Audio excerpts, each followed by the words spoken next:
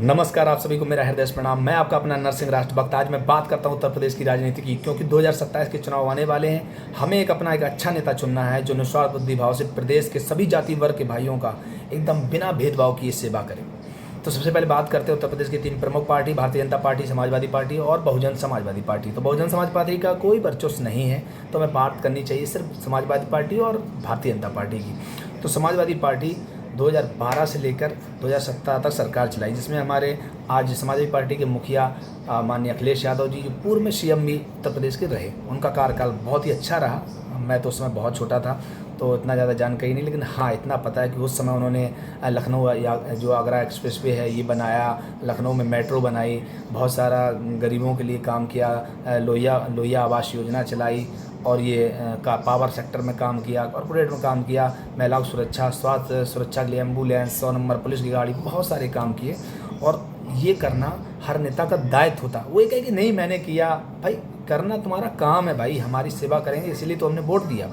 लेकिन अब बात क्या है कि समाज के हित के लिए जो काम करते हैं उसका क्रेडिट जो नेताओं को देते हैं वो अच्छी बात है, देना भी चाहिए, लेकिन कहीं ना कहीं नेता गरीबों के लिए लड़ते लड़ते अमीर बन जाते हैं। ये भी आपने देखा होगा। ये मत सोचना कि कोई नेता पीडीए बना ले, है ना, कि पिछड़ा और दलित और अल्पसंख्यकों के लिए, तो ये सोचो कि वो तुम्हारे लिए हित की बात कर, नहीं, वो अपनी कुर्सी को मजबूत करने के लिए, अपने आप को मजबूत करने के लिए, अपने पावर को एकदम मजबूत कर, क्योंकि पावर इतना मिलता है सीएम बनने के बाद, हेलीकॉप्टर लो भाई, बड़े बड़े पदाधिकारी कर्मचारी सरकारी सब शरणागत होते हैं, तो वो पावर के लिए ही लड़ते हैं, जाति विशेष के लिए नहीं।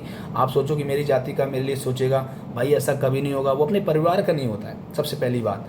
दूसरे नंबर पे ये कि अगर कोई भी नेता ऐसा भारत में बताओ जो गरीबों की चिंता करता है और गरीब अपनी लड़की को गरीब लड़के के साथ शादी कर दे। कोई ऐसा नेता है जिसने अपने लड़की गरीब लड़के के साथ शादी कर दी हो, या अपने लड़के गरीब लड़की के साथ शादी कर दी हो? ऐसा कोई नहीं करता है, क्योंकि वो सब जानते हैं कि मुझे इनको चूतिया बनाना है, बेवकूफ़ बनाना है, मूर्ख बना के वोट लेना है, सिर्फ, और कुछ नहीं। इनको आपस में बताना है कि ये वो फलान ढिकान।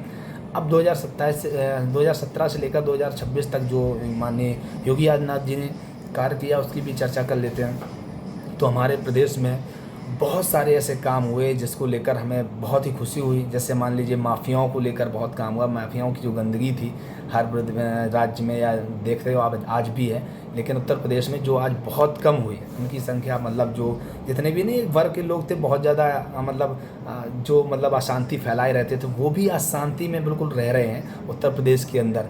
दूसरे नंबर पे ये बात करते हैं कि जैसे राम मंदिर को लेकर बहुत बड़ा मुद्दा था, हमारे सनातनी बहुत परेशान थे, आज कई वर्षों से लड़ रहे थे उसके लिए, वो भी आज बन गया, बड़ी खुशी की बात। दूसरा विश्वनाथ कॉरिडोर बनाया और बहुत ज़्यादा एक्सप्रेसवे बना दिए, जो भारत के सबसे ज़्यादा एक्सप्रेसवे वाला देश भी हो गया उत्तर प्रदेश।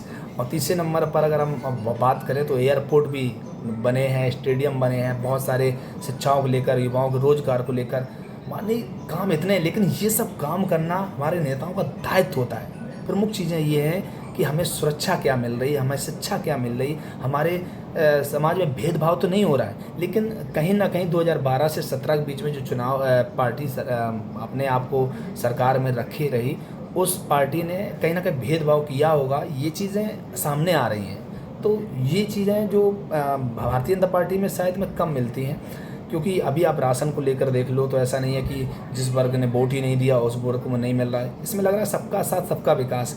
तो हमें ये चुनना चाहिए कि अपना नेता कैसा हो, और नेता सभी यार अपने पावर के लिए लड़ते हैं। वो कहीं ना कहीं ये भाव अगर नहीं रखते हैं कि निस्वार्थ बुद्धि भाव से हमें सभी जाति भाइयों का काम करना है, या जाति वर्ग के सभी लोगों को एकदम बिल्कुल भेदभाव किए हुए हमें सेवा करें, तो ठीक है। क्योंकि हमारे सही सरकारी जो कर्मचारी होते हैं वो भी अपने सरनेम जानते हैं, उनके पीछे लगा होता सिंबल मेरा कि मैं किस जाति का हूँ। वो पदाधिकारी है, मान लो जज है, या मान लो डीएम है, एसडीएम है, एसपी है, बड़े बड़े पावरों में बैठे हुए हैं। बहुत सारे ऐसे होते, अगर वो सोचे नहीं मैं इस समाज का हूँ, मैं इस समाज के हित के लिए बात करूँगा, तो हमारा देश का विकास कैसे होगा। इसलिए हमें नेता ऐसे चुने, नहीं हमारी जाति का है भाई, तुम्हारी जाति का है, सिर्फ वो इसलिए तुम्हारी जाति का है कि तुम्हें लग रहा है कि हमारी जाति का आदमी ऊपर बैठा। लेकिन ये सोचो कि कोई काम अच्छा करने वाला मोदी जी है, मोदी जी वास्तव में, मोदी कम हो देश में या ज़्यादा हो, लेकिन मोदी को बहुत ज़्यादा लोग पसंद करते हैं। करते क्यों हैं? ऐसा नहीं है कि क्यों करते हैं, क्योंकि कहीं ना कहीं उन्होंने बिल्कुल निस्वार्थ काम किया होगा। बहुत सारे मुसलमान भाई भी बहुत पसंद करते हैं, अन्य जाति के, यादव समाज के भाई बंधु। देखो, हम किसी की बुराई करना नहीं चाहते हैं, हम सिर्फ ये चाहते हैं वो आज यहाँ तक पहुँचे। नेता सिर्फ गरीबों के लिए लड़ते लड़ते गरीब अमीर बन जाते हैं। ऐसी कोई पार्टी नहीं जिसके पास 100-200 करोड़ से रुपए कम हो, किसी के पास 500 करोड़, किसी के पास 1000 करोड़, किसी के पास 10,000 करोड़। हम ये नहीं सफाई दे रहे कि भाजपा बहुत अच्छी है।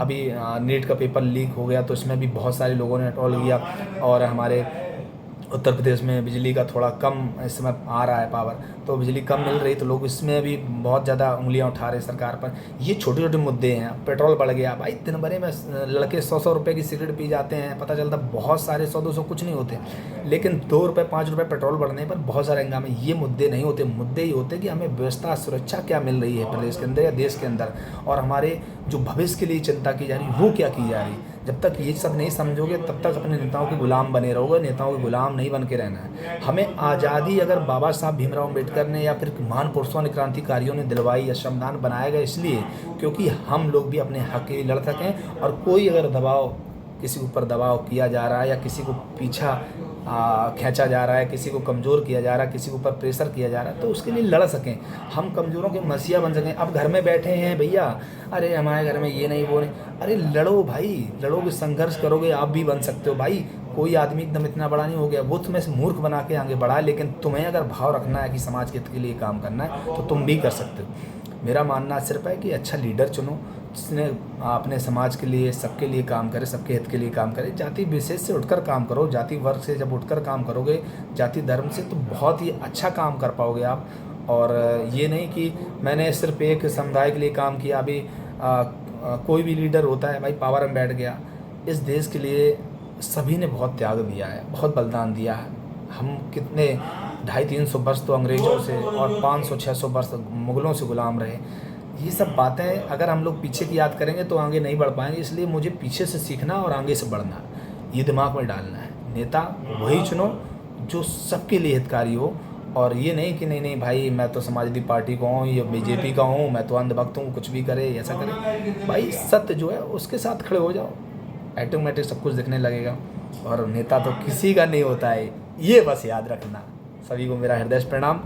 अब आप लोग ही अपने विचार से, अपने विवेक से एक अच्छा नेता चुनिए। जय हिंद, जय भारत।